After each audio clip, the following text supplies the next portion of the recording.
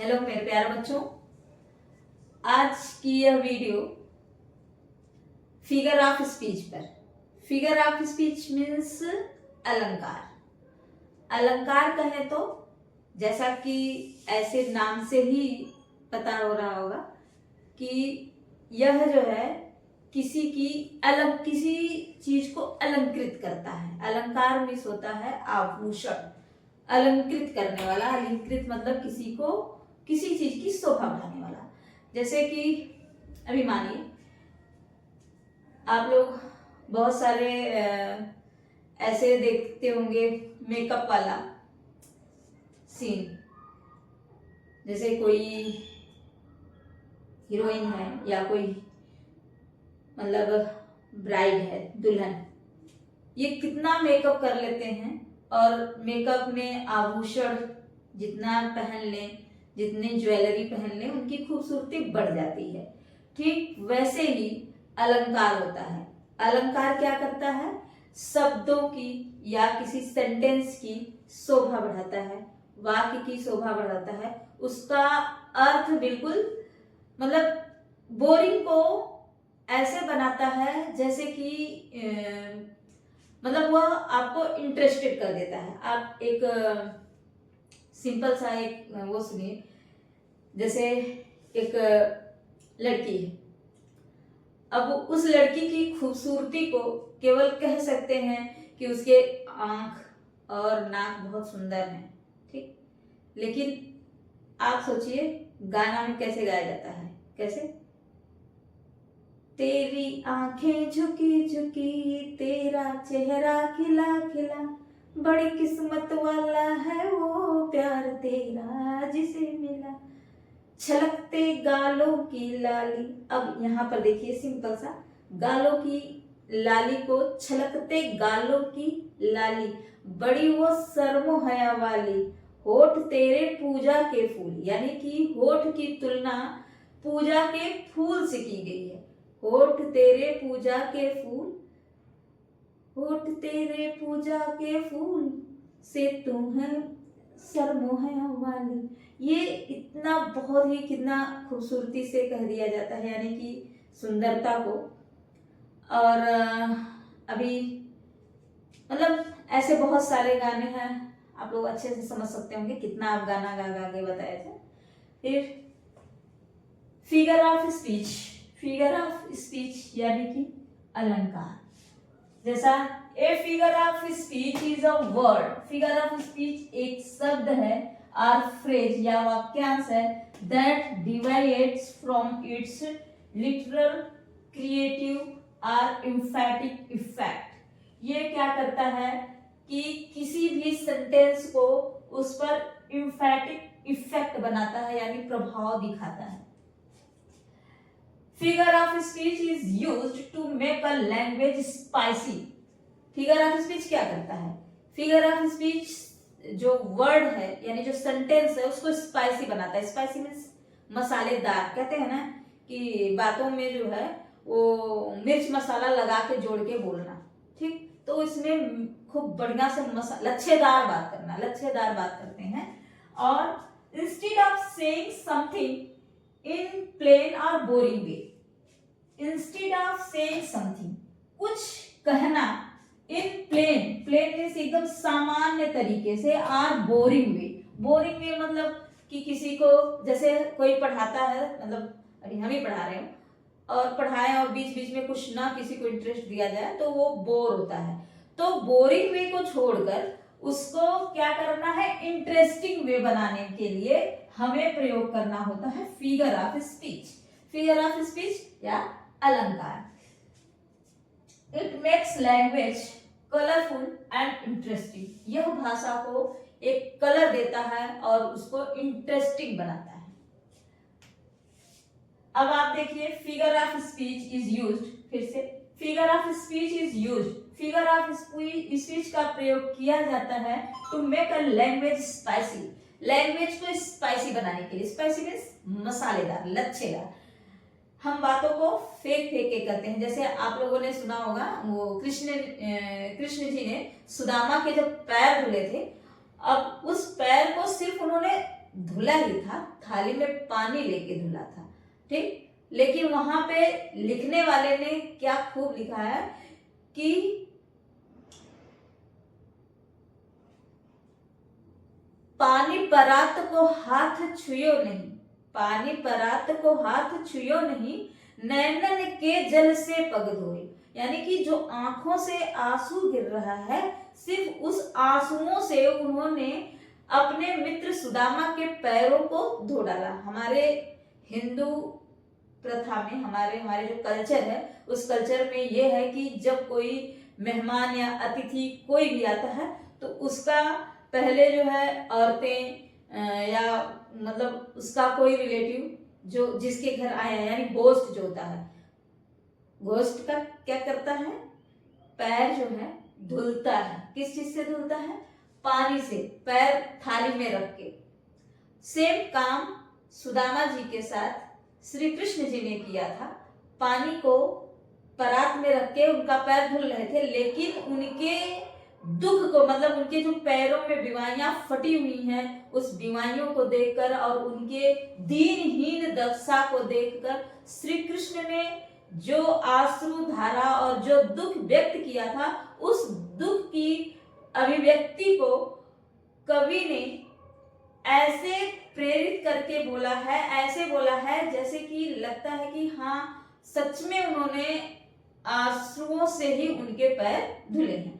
तो यह वर्ड कहा गया है नैनन के जल सो पग धोए, यानी कि अपने आंसुओं से उन्होंने पैर धुला है। अब इंग्लिश की एक लाइन है, वर्ड्सवर्थ की लिखी हुई है, आई सी 1000 एट ए ग्लैंस, मैं हजारों को एक साथ में देख लेता हूँ। यानी कि जो डैफोडिल्स नाम की एक रचना है, एक पोएम है, उस पोएम को वर्ड्सवर्थ ने बताया है कि वो इतनी खूबसूरत है कि उस खूबसूरत फूल को मैं हजारों में देख लेता हूँ एक साथ। हेलमेट में एक लाइन बोली गई है जो कि हेलमेट ने बोला है खुद कि मैं अपनी महबूबा को, जो उनकी महबूबा है यानी जो उनकी प्रेमिका है, बिलव्ड है ओफेला, मैं उसको उतना प्यार करता हूं जितना कि उसके 1000 ब्रदर्स कैन नॉट डू, यानी हजारों भाई मिलकर भी उसे इतना प्यार नहीं कर सकते जितना मैं उसे अकेला करता हूं। अब ये क्या है, यहाँ पर बातों को लच्छेदार बनाया गया, यानी बातों को बढ़ा चढ़ाकर किया गया, तो उसको खूबसूरत बनाया जाता है। इसको हम फिगर ऑफ स्पीच कहते हैं। अब है types of figure of speech. Types of figure of speech, ये फिगर ऑफ स्पीच दो तरह के होते हैं। एक ट्रोप्स होते हैं, एक कौन सा होते हैं? ट्रोप्स होते हैं, जो मीनिंग पर आधारित होता है। किस पर आधारित होता है? मीनिंग पर, अर्थ पर डिपेंड करता है।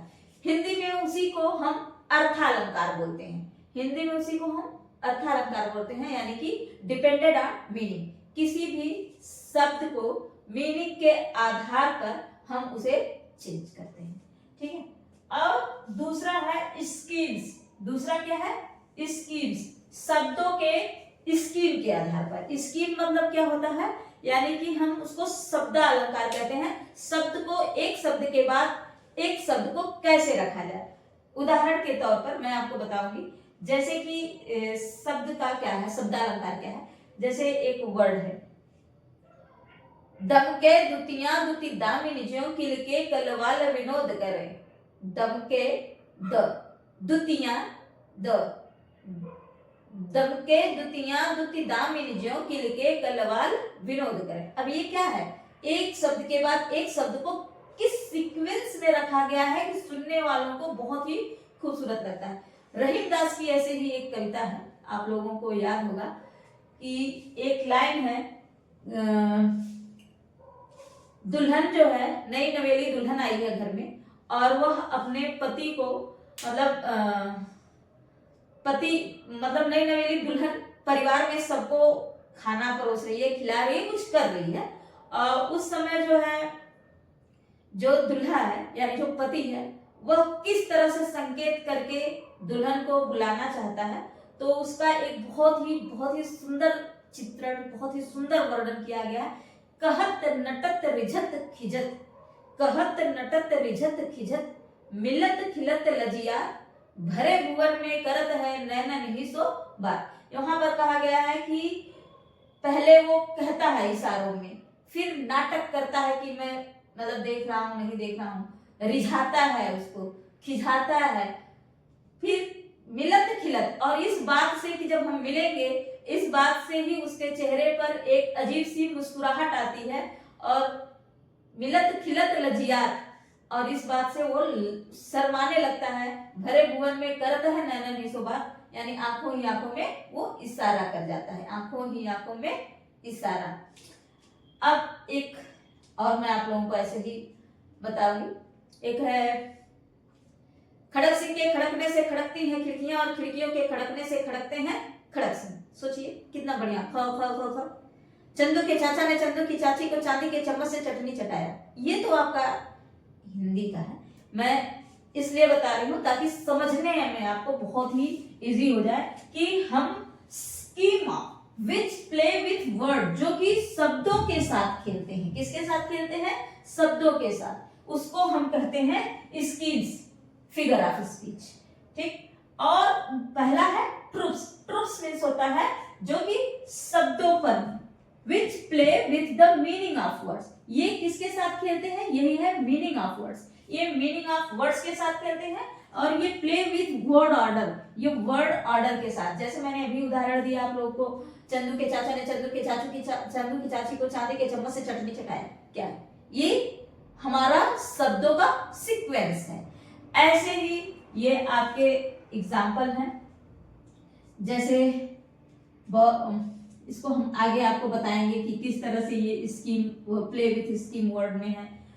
अभी आपको फोकस ऑन मीनिंग में सबसे पहला है हमारा जो कि ट्रॉप्स पर है, यानी सिमली। इसके कई प्रकार होते हैं, काइंड होते हैं। सिमली है, मेटाफर है, ओनोमाटोपोइया, ऑक्सिमोरॉन, हाइपरबोल, ये सारे आपके किसमें आते हैं? फोकस ऑन मीनिंग, रिपीटेशन, ये सभी आपके इसमें आते हैं। सिमली क्या होता है? पहला है उसमें सिमली। इसको हम बोलते हैं हिंदी में उपमा अलंकार। हिंदी में भी होता है उपमा अलंकार। उपमा अलंकार क्या होता है? सिमली कंपेयर्स, ये क्या करता है? कंपेयर करता है टू डिफरेंट, दो अलग अलग थिंग्स की, दो अलग अलग वस्तुओं की, to highlight a shared quality. ये इसकी क्वालिटी को हाईलाइट करने के लिए इसमें वर्ड्स होते हैं एज, लाइक और सो। ये एज, लाइक, सो जैसे शब्दों से इसको क्या करते हैं? जोड़कर दो अलग, मतलब कि एक जाति के नहीं होते हैं। एक जाति के, जैसे एक लड़के की तुलना एक लड़के से किया गया तो वहां पर कंपैरिजन होगा, सिमली नहीं होगा। सिमली के लिए क्या है? दोनों अलग अलग होनी चाहिए। कैसे होनी चाहिए? जैसे कि हमने अभी एक लाइन आप लोग को सुनाया था, होठ तेरे पूजा के फूल, फूल सी तू नाजुक डाली। होठ तेरे पूजा के फूल, यानी कि होठ की तुलना फूल से किया गया है। किससे किया गया है? होठ की तुलना फूल से किया गया है। ऐसे ही अरविंद सुआनन रूप मरंद आनंदित लोचन भृंग पिए। अरविंद सुआनन, कमल के फूल के समान आनंद, आनंदित लोचन भृंग पिए। यहां पर क्या है? कमल के फूल की तुलना की गई है हाथों से। ऐसे ही simile compares to different things to highlight a shared quality, connecting with words as, like, so, as strong as an ox. जैसे हम ये कहें कि किसी की मतलब उसके स्ट्रॉन्गनेस की तुलना हम जो है किससे करें? बैल से करें। मान लीजिए कि एक वो आता है, पहले बॉक्सिंग चैंपियन में ग्रेट खली का मान लीजिए हम नाम लेते हैं, तो great Khali is as strong as an ox. Great Khali इतने मजबूत है जितने की बैल। अब ग्रेट खली आदमी है, बट उसकी तुलना किससे हो रही है मजबूती में? ऑक्स से हो रही है। ऐसे ही एज कूल एज ककम्बर, जैसे हम कह दें कि my mother's words are as cool as cucumber. My mother words, मेरी माँ के शब्द ऐसे ठंडे हैं जैसे कि ककम्बर। ककम्बर में होता है खीरा। खीरा देखिए इतना ठंडा होता है कि जैसे आप पार्लर वाली क्यों यूज करती हैं पता है, आंखों में जब जलन होती है तो पार्लर पे जाइए, ऐसे ही लोग क्या करते हैं आंखों पे ऐसे लगा के खूब बैठे रहते हैं, वो ठंडा होता है ककम्बर। इसलिए किसी के शब्दों की मतलब कूलनेस की, उसके वर्ड्स के मतलब सॉफ्टनेस की तुलना हम ककम्बर से करते हैं। ठीक, अब है स्वैम लाइक अ फिश, यानी कि जैसे मतलब I swam in the imagination as fish, मैं कल्पना की दुनिया में ऐसे तैरती रही जैसे कि मछली। आई swum like a fish, I swam in the imagination like a fish, मैं कल्पना की दुनिया में मछली की तरह तैरती रही। हर फिश एशन लाइक दैट ऑफ कोरस, आपने वो 12th में एक लेसन है माई मदर एट 66, मेरी माँ 66 की। अब वहां पर अपने माँ के मतलब बूढ़े हो चुके चेहरे की तुलना कवित्री ने राख से किया। हर फेस एसन लाइक, मतलब कि ऐसे हो गया है आंख, मतलब कि एकदम से राख की तरह बेरंग बेदंग, मतलब सारे उसमें कलर समाप्त हो चुके हैं। दैट ऑफ कोरस, जैसे कि कोरस। ये है आपके सिमली।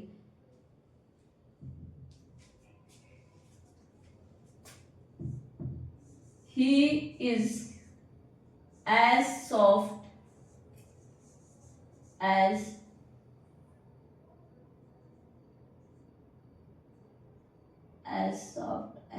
feather,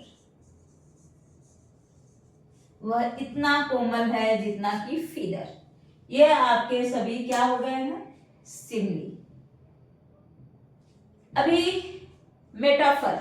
मेटाफर में क्या होता है कि तुलना वहां भी होता है, बट तुलना के शब्द नहीं दिए जाते हैं। तुलना वहां भी होता है लेकिन तुलना के शब्द नहीं दिए होते हैं, वहां पर कह दिया जाता है कि ये चीज है, वो मेटाफर होता है। तो मेरे प्यारे बच्चों, अभी फिगर ऑफ स्पीच में मैंने आपको सिमली बता दिया। आगे का फिगर ऑफ स्पीच जानने के लिए आप मेरे चैनल को सब्सक्राइब और लाइक करें। Thank you.